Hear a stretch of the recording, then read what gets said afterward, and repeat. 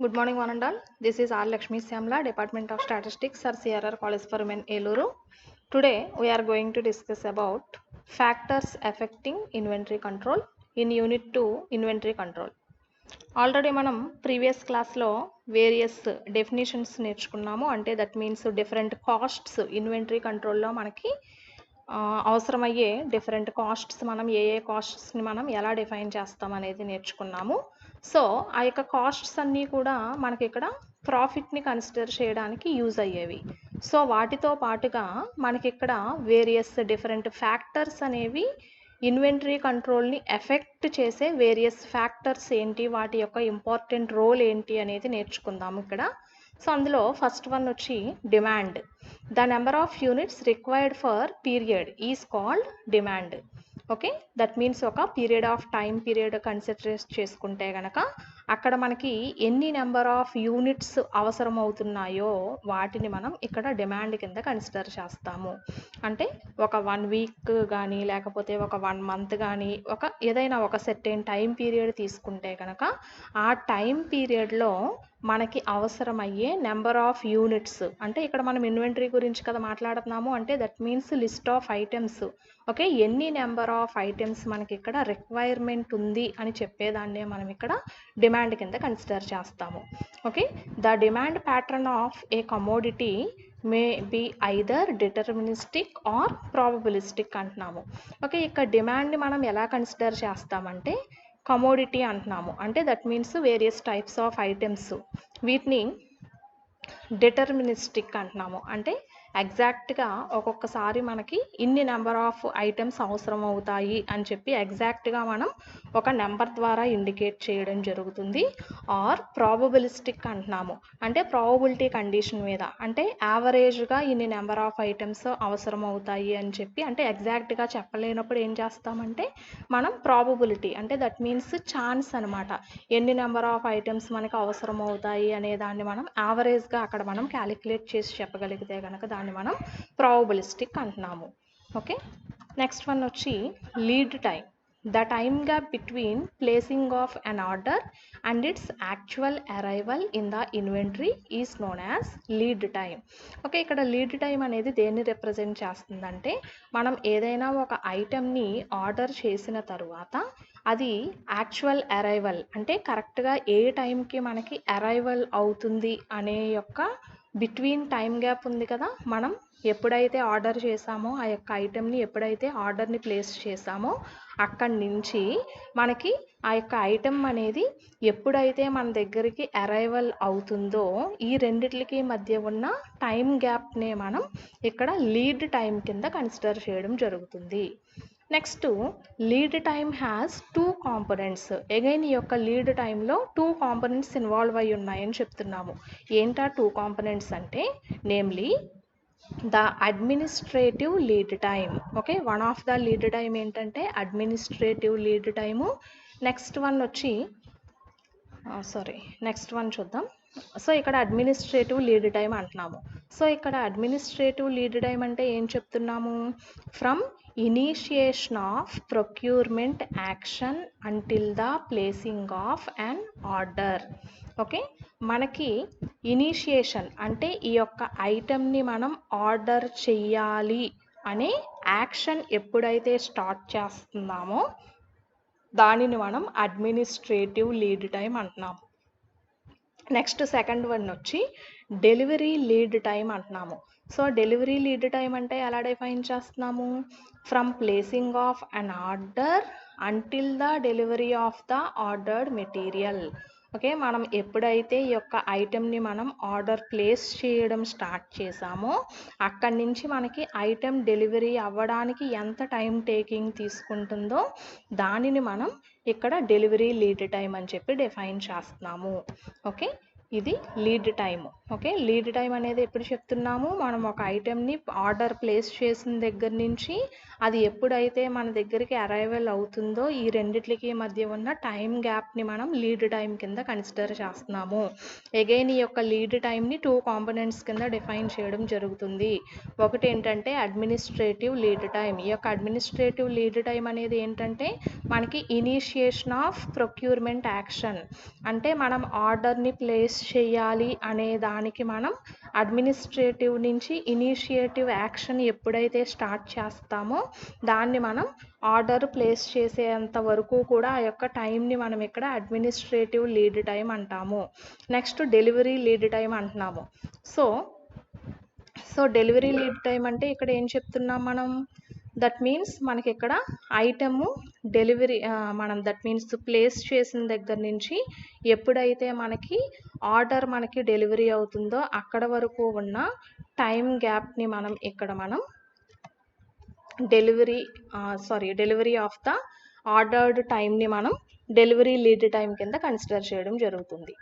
Next order cycle.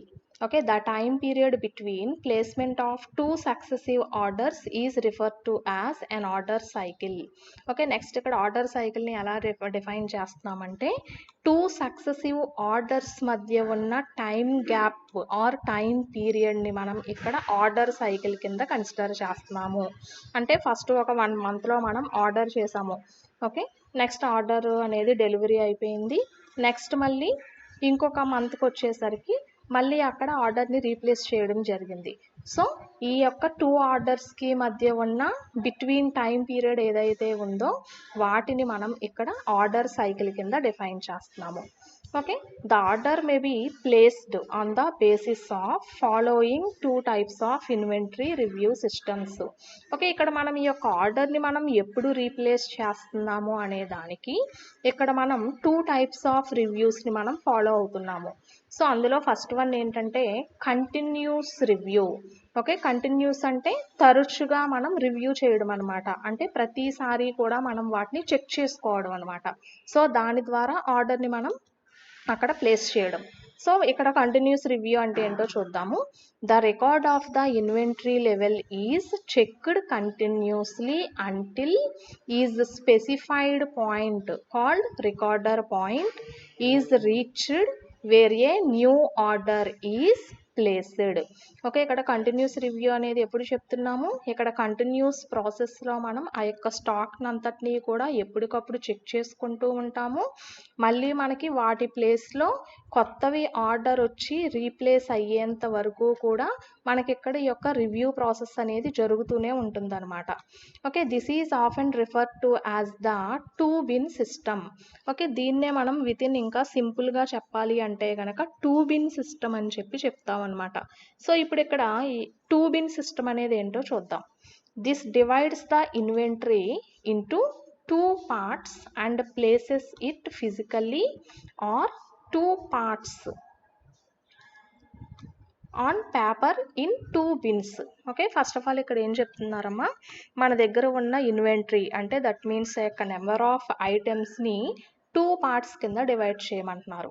Okay, ఆ 2 parts అనేవి ఎలా డివైడ్ చేస్తున్నాము, physically or on paper in 2 bins అంటున్నాము. అంటే సపోజ్ ఈ యొక్క ఉన్న లిస్ట్ ఆఫ్ ఐటమ్స్ అన్నిటినీ కూడా ఫిజికల్గా అంటే అక్కడ మనకి ఉన్న నెంబర్ ఆఫ్ ఐటమ్స్ అన్నిటినీ కూడా ఒక చోట పెట్టడం కానీ, లేకపోతే ఎన్ని number of items A number of items ఎంతెంత క్వాంటిటీలో ఉన్నాయి అనేది వాటిని ఒక పేపర్ మీద కానీ రిప్రజెంట్ చేయమంటున్నారు. ఐదర్ ఫిజికల్గా కానీ చూపించమంటున్నారు, లేకపోతే వీటిని అన్నిటినీ కూడా ఒక పేపర్ మీద కానీ చూపించమంటున్నారు. ఓకే, వీటినే మనం 2 bins అంటున్నాము. అయితే ఇక్కడ మనం ఎగ్జాంపుల్గా పేపర్ అనే బిన్ని యూజ్ చేద్దాము.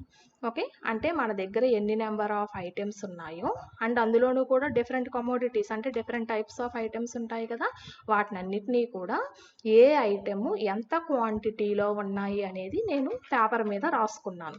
ఓకే, ఇప్పుడు ఏం చేస్తున్నామంటే items are drawn from only 1 bin and when it is empty and a new order is places, demand is then satisfied from the second bin until the order is received. Upon receipt of the order, enough items are placed in the second bin to make up the area total.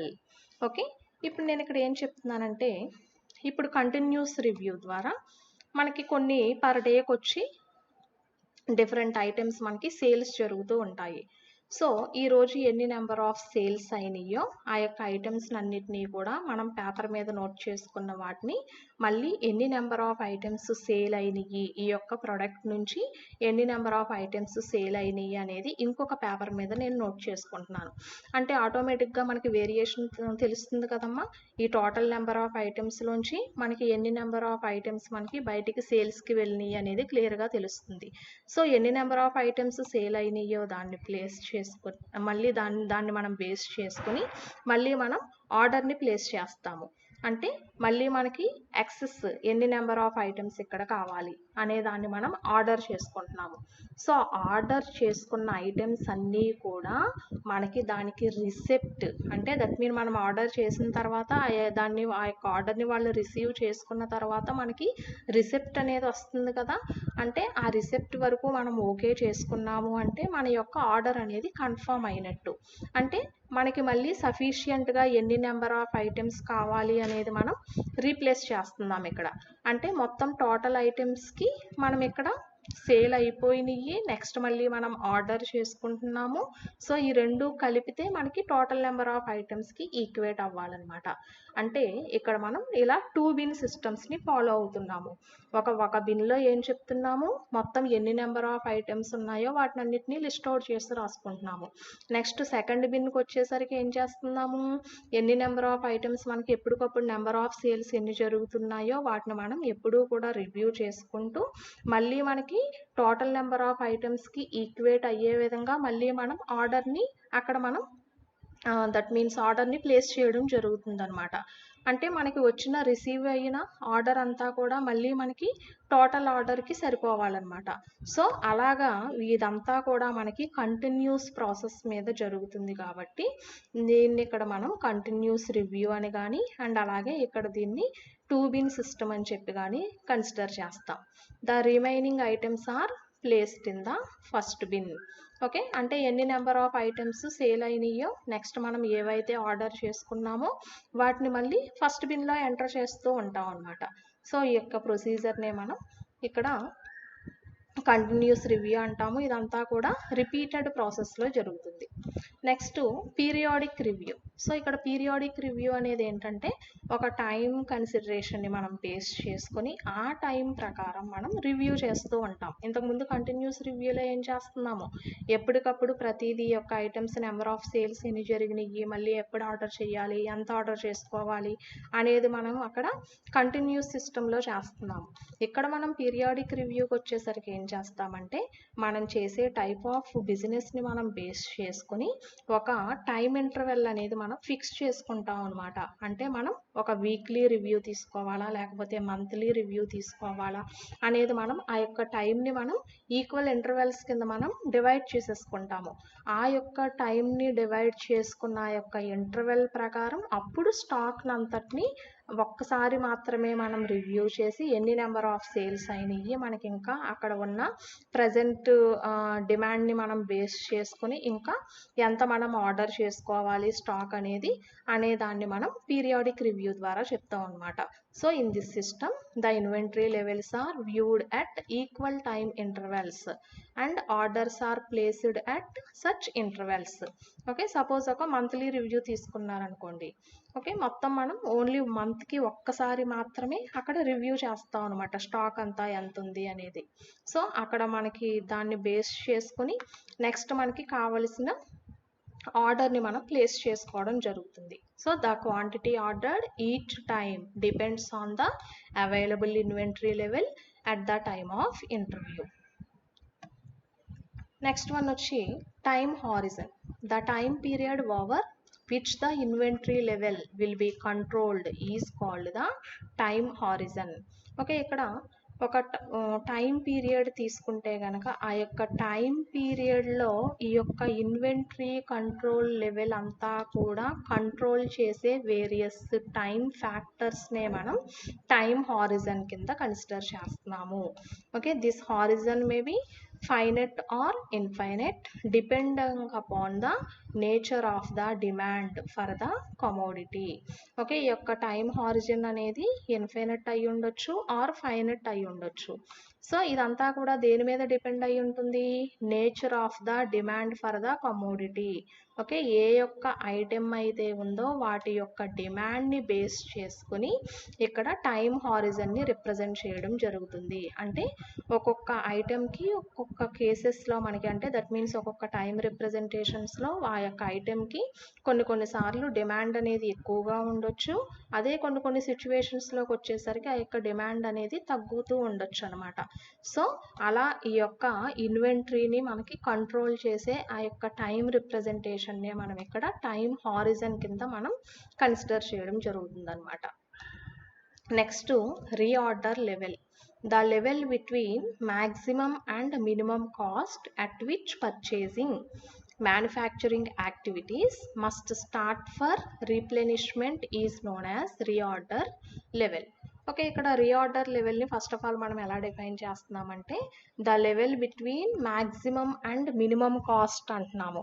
అంటే మనం ఇక్కడ purchase చేసేటప్పుడు ఆ యొక్క items అన్నింటినీ కూడా మనం కొన్ని సిచ్యువేషన్స్లో ఆ ప్రోడక్ట్కి ఉన్న డిమాండ్ని బేస్ చేసుకుని, ఓకే, డిమాండ్ ఎక్కువగా ఉంటే కనుక ఆటోమేటిక్గా మనకి ప్రైస్ లెవెల్స్ ఎక్కువగా ఉంటాయి. డిమాండ్ తక్కువగా ఉంటే ప్రైస్ లెవెల్స్ ఒక్కొక్కసారి మనకి తగ్గుతూ ఉంటాయి అన్నమాట. సో ఒక ఐటెంని మనం కొన్ని సిచ్యువేషన్స్లో మ్యాక్సిమం ప్రైస్కి మనం పర్చేజ్ చేయొచ్చు, కొన్ని సిచ్యువేషన్స్లో మనం మినిమం కాస్ట్కి మనం పర్చేజ్ చేయొచ్చు. సో ఈ రెండిటి యొక్క కాస్ట్ డిఫరెన్స్ ఏదైతే ఉందో, అంటే మ్యాక్సిమం అండ్ మినిమం కాస్ట్కి మధ్య డిఫరెన్స్ ఏదైతే ఉందో వాటి యొక్క యాక్టివిటీస్ని మనం బేస్ చేసుకుని ఆ యొక్క ఆర్డర్స్ని మనం మళ్ళీ రీప్లేస్ చేయడం జరుగుతూ ఉంటుందన్నమాట. సో అంటే మళ్ళీ మనం ఆ యొక్క ఆర్డర్ని మళ్ళీ రీఆర్డర్ ఇవ్వడం జరుగుతుంది. అంటే ఫర్ సపోజ్ మనకి ఆ యొక్క మ్యానుఫ్యాక్చరింగ్ సిస్టమ్ మీద బేస్ అయ్యి ఆ యొక్క ప్రోడక్ట్ యొక్క డిమాండ్ అనేది మనకి ఎక్కువగా లేదనుకోండి, సో ఆటోమేటిక్గా వాటిని మళ్ళీ ఏం చేస్తాము, రీఆర్డర్ చేయాల్సిన పరిస్థితి. అంటే ఒకసారి ఆర్డర్ చేసాము, అక్కడ మనకి మ్యానుఫ్యాక్చరింగ్ ప్రాసెస్లో ఏవైనా సమ్ డిఫెక్ట్స్ రావడం వల్ల ఏమవుతుందంటే ఆ యొక్క ఆర్డర్ని మనకి బిట్వీన్ దట్ మీన్స్ అనుకున్న టైంకి మనకి రీచ్ చేయలేదనుకోండి, నెక్స్ట్ మళ్ళీ ఏం చేస్తాము, ఆర్డర్ని మళ్ళీ రీఆర్డర్, అంటే మళ్ళీ ఆ యొక్క స్టాక్ అంతా వచ్చేసరికి మళ్ళీ వాటిని మనం ఆర్డర్ చేసుకోవడం జరుగుతుంది. సో దీన్నే మనం ఇక్కడ రీఆర్డర్ లెవెల్ కింద కన్సిడర్ చేస్తాము. నెక్స్ట్, స్టాక్ రీప్లెనిష్మెంట్ అంటున్నాము. Okay, that means although an inventory problem may operate with lead time, the actual replacement of stock may occur instantaneously or uniformly. Okay, ఇక్కడ ఏం చెప్తున్నామంటే మనం కన్సిడర్ చేసే ఈ యొక్క ఇన్వెంటరీ అనేది యాక్చువల్గా మనం ఎప్పుడు రీప్లేస్ చేయాలి అంటే దట్ మీన్స్ స్టాక్ అంతా కూడా అయిపోయిన తర్వాత మనం ఆర్డర్ చేయడం జరుగుతుంది. ఓకే, సో అంటే ఎప్పటికప్పుడు మనకి ఆ యొక్క మొత్తం స్టాక్ అంతా నిల్ అవ్వడానికి ముందుగానే ఎప్పటికప్పుడు మనం ఈ యొక్క ఆర్డర్ని మనం రీప్లేస్ చేసుకోవడం ద్వారా స్టాక్ని మెయింటైన్ చేస్తూ ఉంటాము. ఇదంతా కూడా మనకి యూనిఫామ్గా విత్ ఇన్ మనము కంటిన్యూస్ రివ్యూ ద్వారా కానీ ఆర్ పీరియాడిక్ రివ్యూ ద్వారా కానీ మనం ఈ యొక్క ఆర్డర్ని మనం ప్లేస్ చేస్తూ ఉంటాము. Next, instantaneous replenishment occurs in case the stock is purchased from outside sources may occur when the product is manufactured by the company.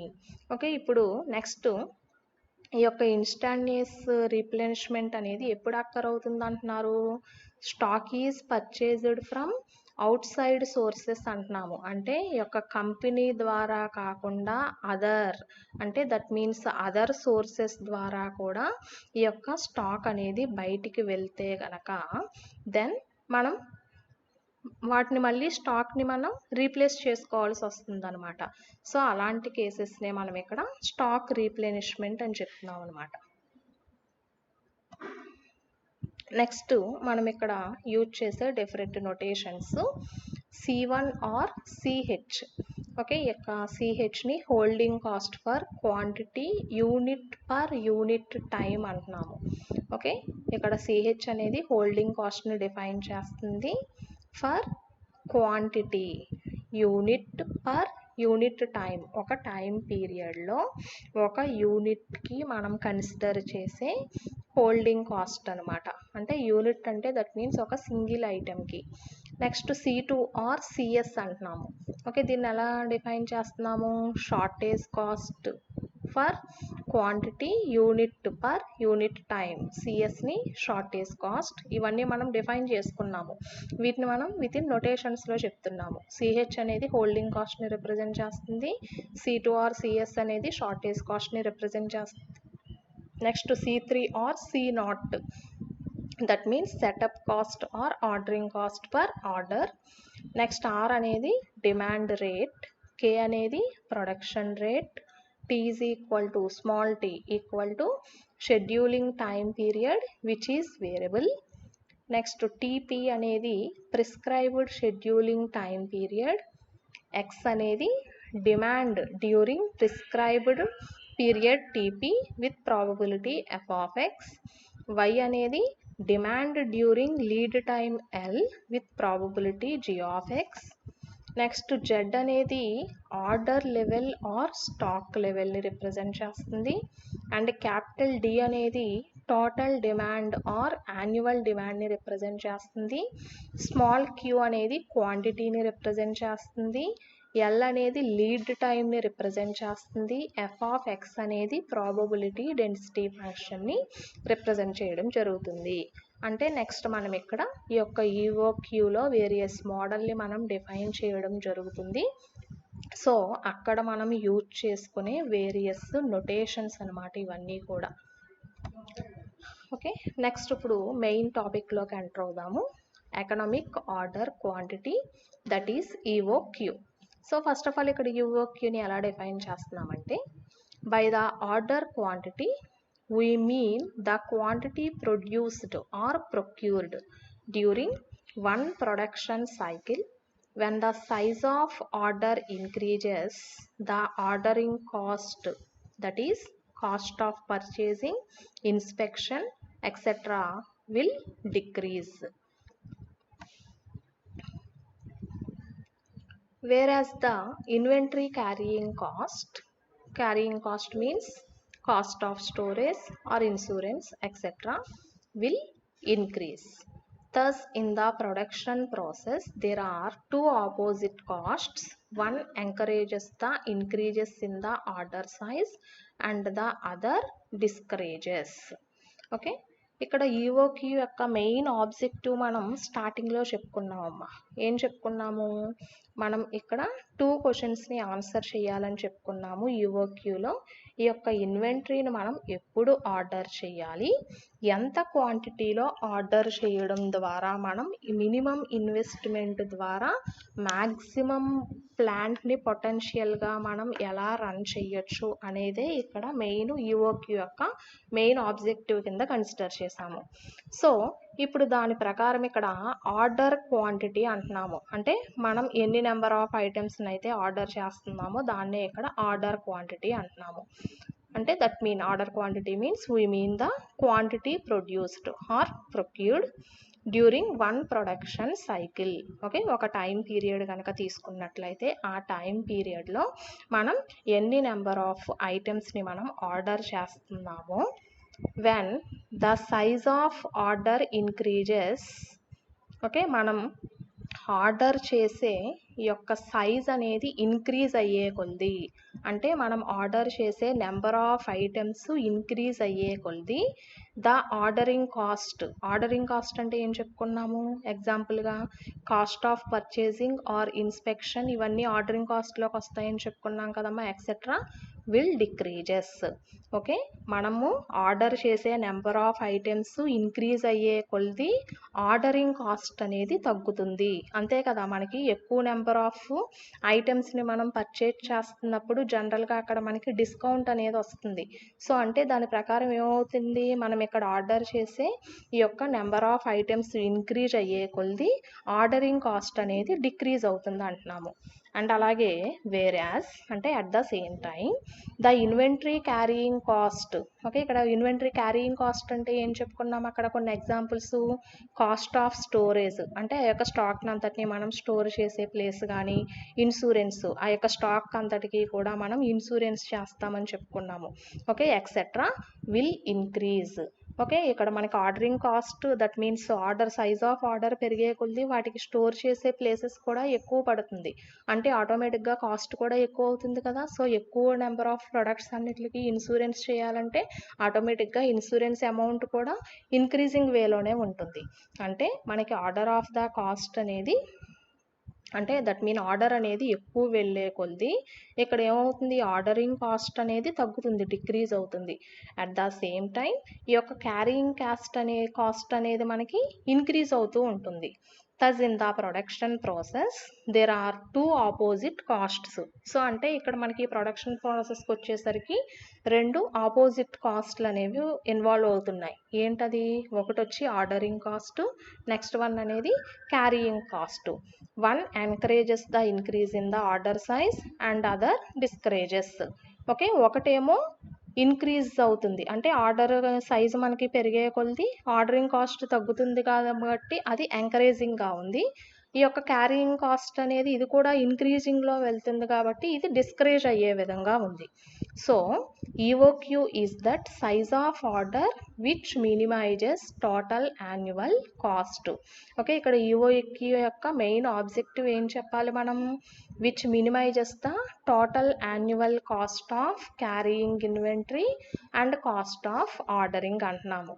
అంటే ఈ యొక్క టూ టైప్స్ ఆఫ్ కాస్ట్ని కూడా బ్యాలెన్స్ చేసుకుంటూ టోటల్ యాన్యువల్ కాస్ట్ అనేది మనం minimise అయ్యే విధంగా ఇక్కడ మనం ఆర్డర్ని మనం కన్సిడర్ చేసుకోవాలన్నమాట. సో దాని ప్రకారం the two opposite costs can be shown graphically by plotting them against the order size as below. Okay, ఇప్పుడు వరకు మనం ఇప్పుడు థియరిటికల్గా చెప్పుకున్న దాన్ని అంతటినీ కూడా గ్రాఫికల్గా రిప్రజెంట్ చేసి చూపిస్తున్నారు. ఓకే, గ్రాఫికల్గా రిప్రజెంట్ చేసేటప్పుడు చూడండి, ఇక్కడ ఎక్స్ యాక్సిస్ మీద ఈఓక్యూ తీసుకున్నాం, అంటే ఎకనమిక్ ఆర్డర్ క్వాంటిటీ.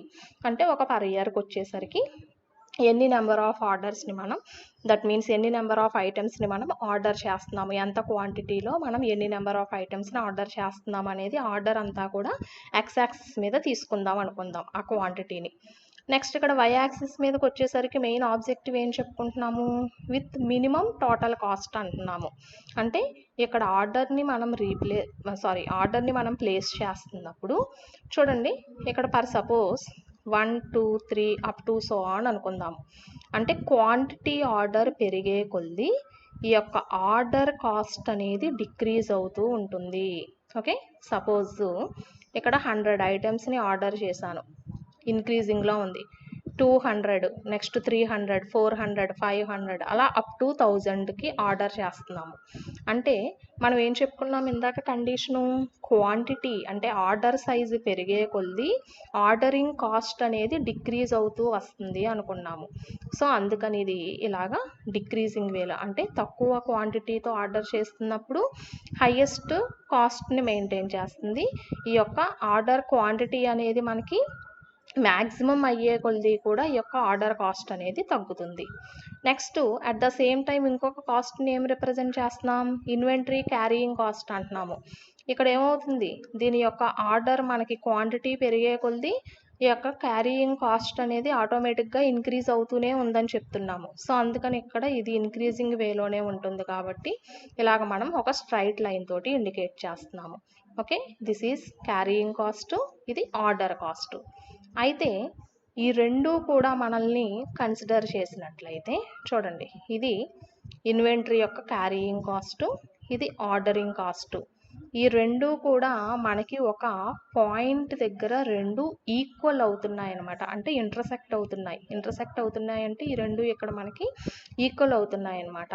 సో అంటే ఇదే మనకి ఇక్కడ టోటల్ కాస్ట్ని రిప్రజెంట్ చేస్తుంది. అంటే దట్ మీన్స్ మనం ఎంత క్వాంటిటీని మనం ఇక్కడ ఆర్డర్ చేసినట్లయితే వాటి యొక్క order cost carrying cost equal అవుతాయో ఆ యొక్క పాయింట్నే మనం ఇక్కడ టోటల్ కాస్ట్ కింద రిప్రజెంట్ చేస్తాము. సో ఈ యొక్క టోటల్ కాస్ట్ అంటే దట్ మీన్స్ యాన్యువల్ కాస్ట్ అనేది మినిమం అయ్యే విధంగా మనం ఇక్కడ క్వాంటిటీని మనం దట్ మీన్స్ ఆర్డర్ చేయడం జరుగుతుంది అనమాట. ఇది ఈఓక్యూ యొక్క main basic model assumption.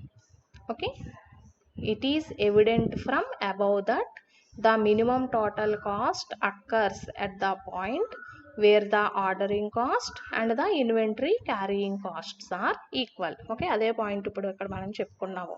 Okay, minimum total cost తోటి మనం ఇక్కడ ప్లాన్ చేయాలి అంటే కనుక ఏమవ్వాలి కండిషను, ఆర్డరింగ్ కాస్ట్ అండ్ అలాగే క్యారీయింగ్ కాస్ట్ రెండు ఈక్వల్ అయితేనే ఆ కేసులోనే మనకి మినిమం టోటల్ ఆర్డరింగ్ కాస్ట్ అనేది that mean ordering cost total cost అనేది మినిమం అయ్యే విధంగా మనం ఇక్కడ క్వాంటిటీని మనం కన్సిడర్ చేయడం జరుగుతుంది అనమాట. Thank you.